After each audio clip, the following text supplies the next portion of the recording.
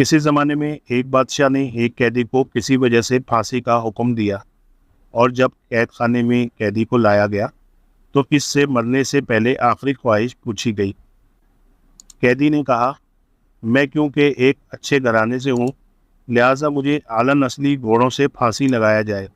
اس زمانے میں پھانسی کے تخت پر چڑھا کر گھوڑوں سے باندھ کر گھوڑوں کو دوڑایا جاتا تھا، اس طرح پھانسی کی سزا ہوتی تھی۔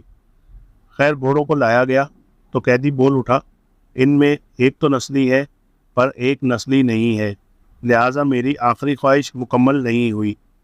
بادشاہ نے گھوڑوں کے مالک کو بلوایا اور پوچھا، کیا یہ بات سچ ہے؟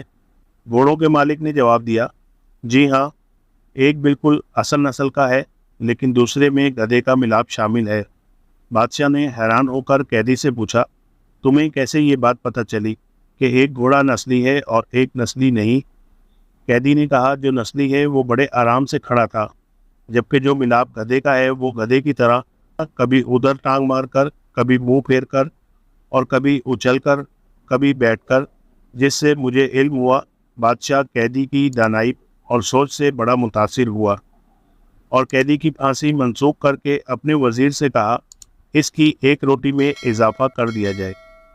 کچھ دن بعد بادشاہ کے دربار میں ایک سونار 2 ہیرے لے کر حاضر ہوا اور بادشاہ کو کہا، اگر آپ کی رعایا میں سے کوئی یہ بات بتا دے کہ اس میں سے اصلی ہیرا کون سا ہے اور نقلی کون سا، تو میں آپ کو دونوں ہیرے انعام میں دے دوں گا۔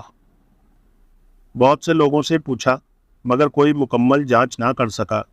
بادشاہ کے دماغ میں قیدی کا خیال آیا۔ بادشاہ نے اس کو دربار میں حاضر ہونے کا کہا۔ سپاہی قید خانے میں سے قیدی کو لے کر حاضر ہوئے اور قیدی کو ہیرے جانچ پڑتال کے لیے دیے گئے۔ قیدی نے کچھ ہی لمحوں میں بتا دیا کہ ایک اصلی ہے اور دوسرا نقلی ہے۔ بادشاہ نے پوچھا، تمہیں کیسے پتہ چلا؟ قیدی نے کہا، اصلی ہیرا رگڑنے سے کبھی گرم نہیں ہوتا، جبکہ نقلی ہیرا رگڑنے سے گرم ہو جاتا ہے۔ سونار نے وہ دونوں ہیرے بادشاہ کو انعام میں دے دیے اور چلتا بنا۔ بادشاہ قیدی کی دانائی اور سوچ پر بہت زیادہ خوش ہوا اور سپاہیوں سے ایک اور روٹی بڑھانے کا حکم دیا۔ دوپہر کو جب سپاہی قیدی کو ایک اور روٹی اضافے کے ساتھ دینے آئے تو قیدی نے کہا، بادشاہ بھی کسی لانگڑی کا بیٹا ہے۔ سپاہیوں نے قیدی کی یہ بات بادشاہ تک پہنچا دی۔ بادشاہ کو غصہ آیا اور سپاہیوں سے قیدی کو دربار میں حاضر ہونے کا حکم دیا اور قیدی سے اس بات کی وضاحت مانگی گئی۔ قیدی نے بادشاہ کو کہا، اپنے خاندان کے بارے میں کسی سے پتہ کروا لو۔ بادشاہ کی سلطنت میں سب سے ادھیڑ عمر شخص کو ڈھونڈا گیا اور اس سے بادشاہ کے آباء و اجداد کے بارے میں پوچھا گیا۔ ادھیڑ عمر شخص نے بتایا کہ یہاں اس بادشاہ سے پہلے اس کا باپ بادشاہ تھا، لیکن وہ بادشاہ بننے سے پہلے لانگڑی تھا، کیونکہ اس بادشاہ سے پہلے ایک بادشاہ تھا، اس کا اپنا کوئی بیٹا نہ تھا۔ اس بادشاہ نے اعلان کیا تھا، کوئی ایسا شخص جو میری رعایا کو بھوکا نہ مرنے دے تو میں اسے بادشاہ بنا دوں گا۔ آپ کا باپ لانگڑی تھا، اس دربار کا اس نے حامی بھری کہ میں رعایا کو بھوک سے نہیں مرنے دوں گا۔ اس طرح بادشاہ سلامت آپ کے باپ کو سلطنت دے دی گئی۔ بادشاہ نے قیدی سے پوچھا، تمہیں کیسے پتہ چلا کہ میں لانگڑی کا بیٹا ہوں؟